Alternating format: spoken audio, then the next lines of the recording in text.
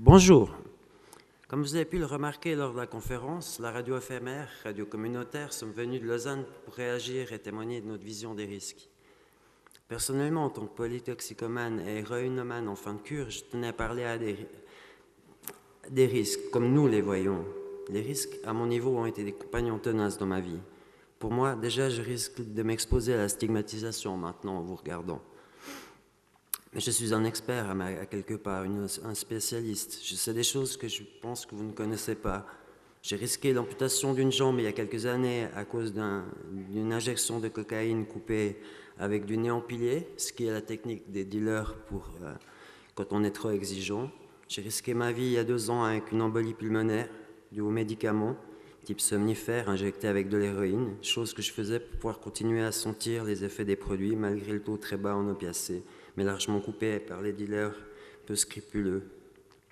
En fait, si les produits avaient été vendus avec un contrôle de la qualité et sans stigmatisation, les risques encourus n'auraient pas été les mêmes.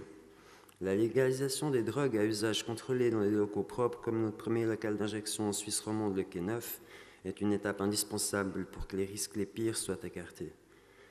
La légalisation du cannabis me paraît aussi devenir une évidence. Il est très pénible de chercher un peu d'herbe et de se voir proposer à longueur de temps des drogues dures.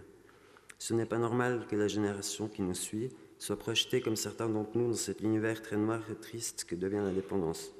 Encore une fois, si vous voulez que les personnes concernées par les risques aient une chance de prendre le moins de risques possible, en n'étant ni stigmatisés ni poursuivis à la police, légalisons. Pour moi, si nous légalisons, nous protégeons, alors aidez-nous. À mon avis, le gouvernement serait le premier gagnant avec un impôt, un peu comme pour l'alcool. Je vous remercie pour l'espace de parole que vous nous accordez, qui en 7 minutes me fait me rendre compte qu'il y a un grand risque que je ne représente qu'une toute petite partie des gens qui prennent vraiment des risques. Maintenant que le chemin vers une vie plus saine se dessine dans notre futur, je tenais à vous remercier d'avoir entrouvert une porte si lourde pour les consommateurs. Il y a donc une place pour que j'y mette mon pied, de manière à laisser le chemin ouvert vers notre vision des réductions des risques. On parle beaucoup de la distribution de matériel stérile dehors comme en prison, c'est très bien, mais c'est une évidence, ça fait qu'abaisser les risques collatéraux de la dépendance. Maintenant, il faut nous aider à rendre ces produits moins sales, déjà en qualité, puis en les mettant dans les mains de professionnels pour diminuer l'impact des dealers. Puis je voulais terminer avec une image qui pourrait peut-être vous éclairer. Quand on est arrivé à Bâle, sur le mur d'une école, on a vu un graffiti qui marquait « No risk, no fun ». Ce qui montre qu'en fait, perdu sur le chemin de ma vie, moi, le risque m'est paru fun. Et les drogues ont vite dirigé ma vie dans un enfer personnel.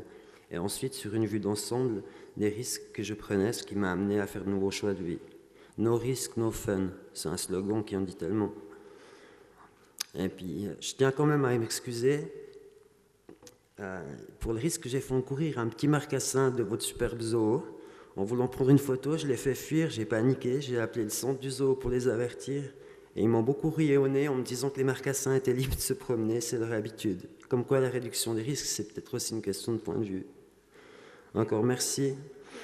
Et légalisons pour protéger et ne pas inonder la population dans les drogues dures. Bâle, c'est vraiment de la balle. Je vous remercie.